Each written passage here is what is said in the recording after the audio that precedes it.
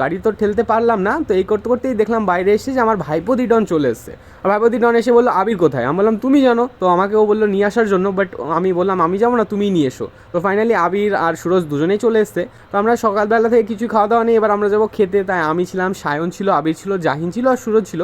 তো আমরা যাচ্ছিলাম খেতে। আর আজকে বিয়ে বাড়িতে না আমার অনেক বোর লাগছিল, বিকজ অনেক কম লোকজন ছিল আর কোনো এক্সাইটমেন্টই লাগছিল না। ফ্রেন্ডসদের বিয়েতে যেমন এনজয় করেছি সেখানে এমন কিছুই হচ্ছিল না। তো যাই হোক, আবির আর সুরজ আসার পর এক্সাইটমেন্ট একটু বাড়লো, ভালো লাগছিল। ফ্রেন্ডসরা আসলে জানোই তো এক্সাইটমেন্ট অনেক বেশি বেড়ে যায়। তো আমরা চলে গেছিলাম খাওয়ার টেবিলে আর বসেছিলাম আর ভিডিও ক্লিপস নিচ্ছিলাম। তো ফাইনালি দেখো ছেলেপিলে কত বেশি ভালো করে খাওয়া দাওয়া করছিল, ভুক্কার সব এক একটা।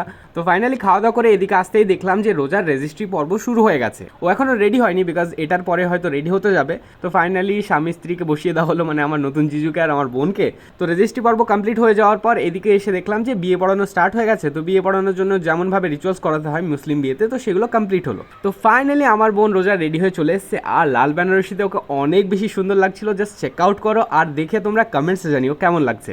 আর ও অনেক বেশি এক্সাইটেড ছিল আর ওকে অনেক বেশি নার্ভাসও লাগছিল। তো ফাইনালি ফ্যামিলি ফটো সেশন শুরু হলো। তো আমি ওদের কিছু পিকচার ক্লিক করিয়ে দিলাম। তারপরে আমার নতুন জিজু খাওয়া দাওয়া করে চলে আসলো। এবার ওদের দুজনকে পাশাপাশি বসিয়ে কিছু পিকচার নেওয়ার পালা, আর ওদের সঙ্গে আমরা কিছু পিকচার্স নেবো, এটার জন্য এটাকে পাঠালাম। তো ফাইনালি ওদের দুজনকে পাশাপাশি বসিয়ে অনেক সুন্দর লাগছিল। তো সবাই তোমরা একটু আশীর্বাদ করে দিও যেন ওদের নতুন লাইফটা অনেক সুন্দরভাবে কাটে।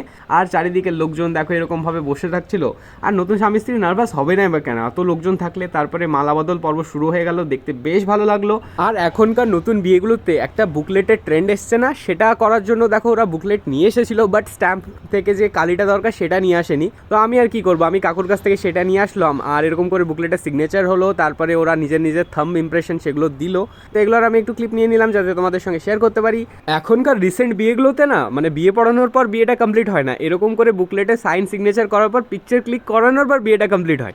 তো সব কিছু কমপ্লিটের পর এখন তো কান্নাকাটির পর্ব শুরু হলো। তো সেগুলো দেখলাম আর আমার এসবে কান্না টান্না আসে না কেন আমি জানি না, বোধহয় আমি খুব ইমোশনলেস একটা ছেলে। তো যাই হোক, এখন আমার নতুন জিজু আমার বোনকে নিয়ে যাবে তাদের বাড়িতে। তো সবাই মিলে একটু প্লিজ দোয়া করো যেন ওরা সুন্দরভাবে সংসার করতে পারে। ভিডিওটা কেমন লাগলো সেটা জানিও। দেখা হচ্ছে তোমাদের সঙ্গে নেক্সট ভিডিওতে, ততক্ষণের জন্য টাটা বাই বাই।